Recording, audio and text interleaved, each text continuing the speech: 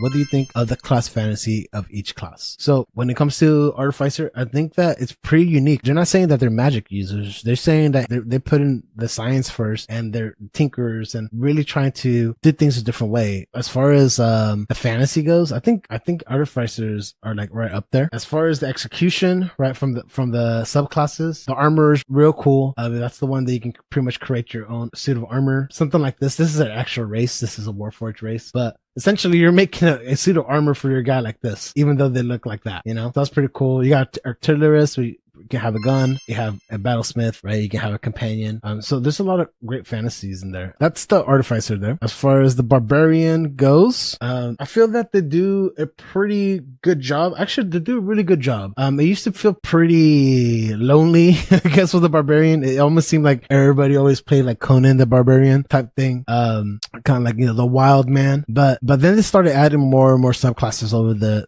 years. So Ancestral Garden was always cool. Like essentially like getting more of a nature barbarian. So like you got like these horns growing out of your head, just like earthly look. Battle Rager was there before, but essentially you have like spiked armor. Beast is more of a newer one. Essentially you grow fangs and teeth and you can like, you know, jump around like if you're freaking, I think I'm Wolverine right now from X-Men. Essentially that. Berserker, just a standard. Storm Herald brings the call of lightning to your barbarian, which is great flavor. It just could be better execution in general. Totem Barbarian, you're getting kind of like tribal. I really like it. It's more animal, like more animal totems, tribal like, but there's some really good things in there. Wild Magic, essentially try to add a little bit of that magic feel to a barbarian subclass, which doesn't have very much magic at all. And then Seal Up, which is more of a, I think the flavor is a little bit more of like godly, like kind of being seen by like a divine entity. And like, again, I was mentioning, they're pretty strong. They can get revived pretty easily. So yeah, great flavor in there. I think overall, just as a basic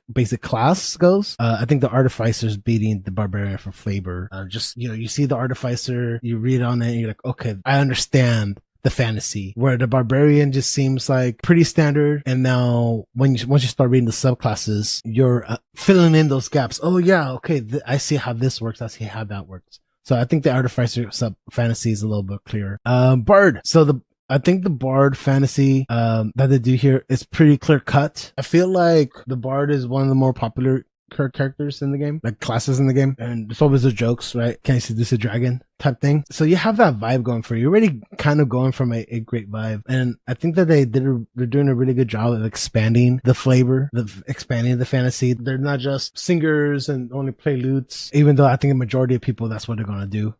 My background's in music, so like I know I want to play like a drummer bard, just super loud.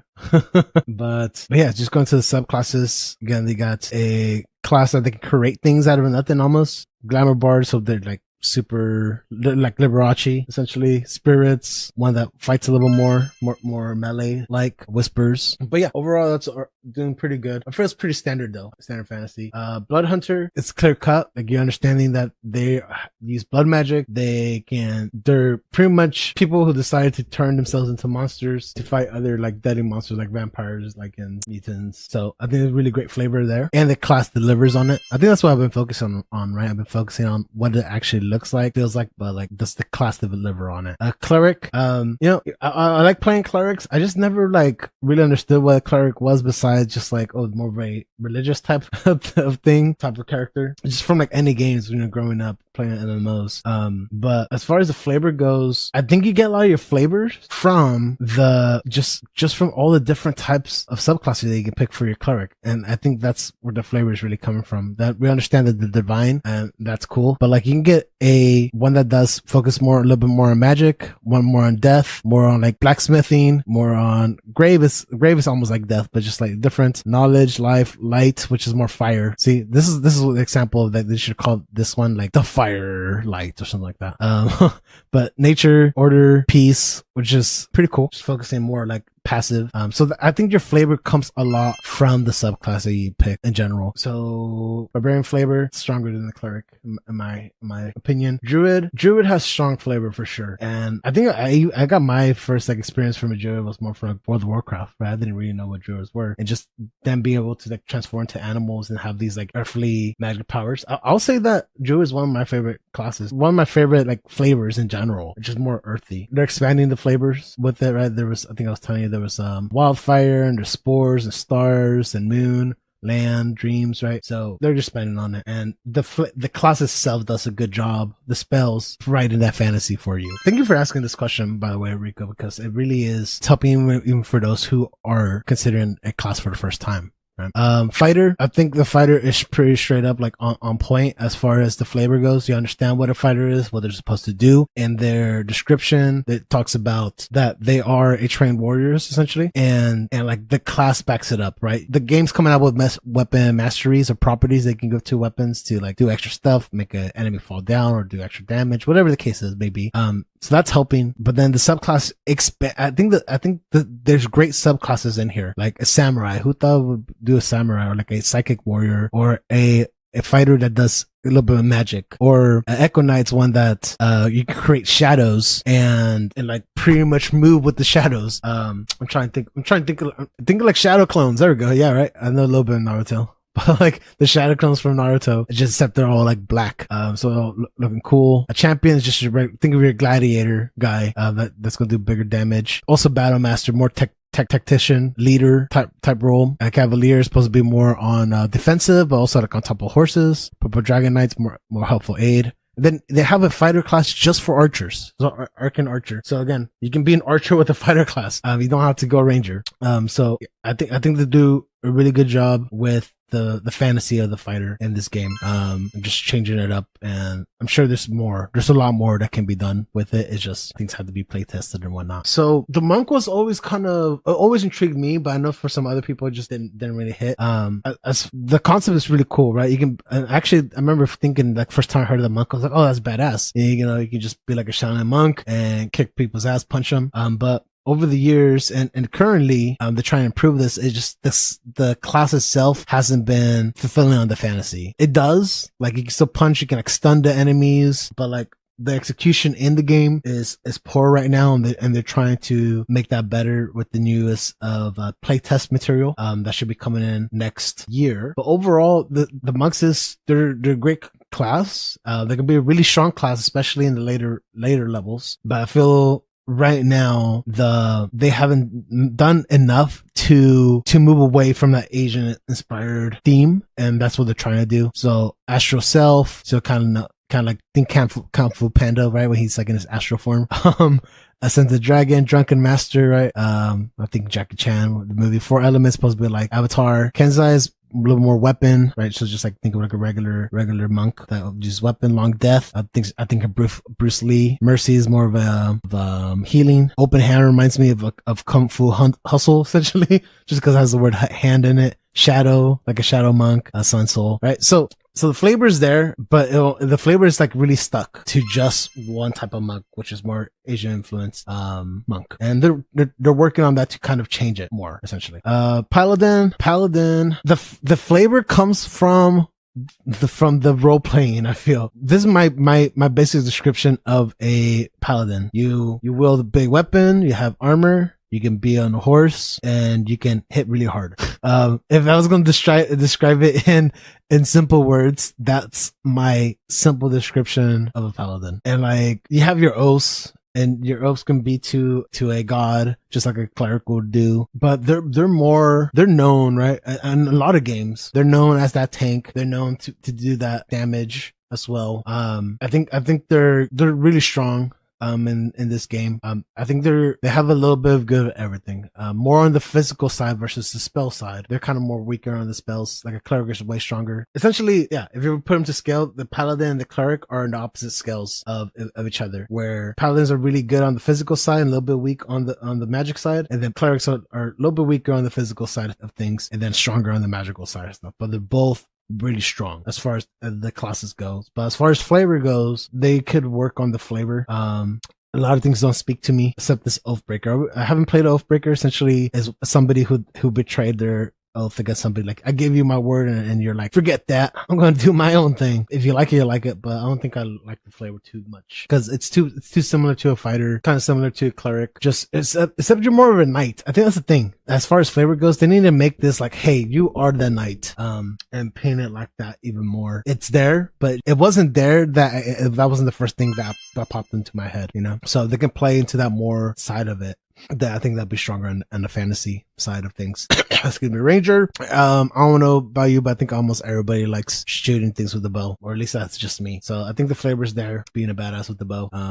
But you can play with swords and move up there, move in and out. The mechanics of the class does a really good job of fulfilling on that fantasy. And then you have a lot of different options of doing that, right? So different animal choices like a dragon or beasts or some bees or being more of an assassin or being a hunter or being a more monster slayer. I think that's like A+ there on that.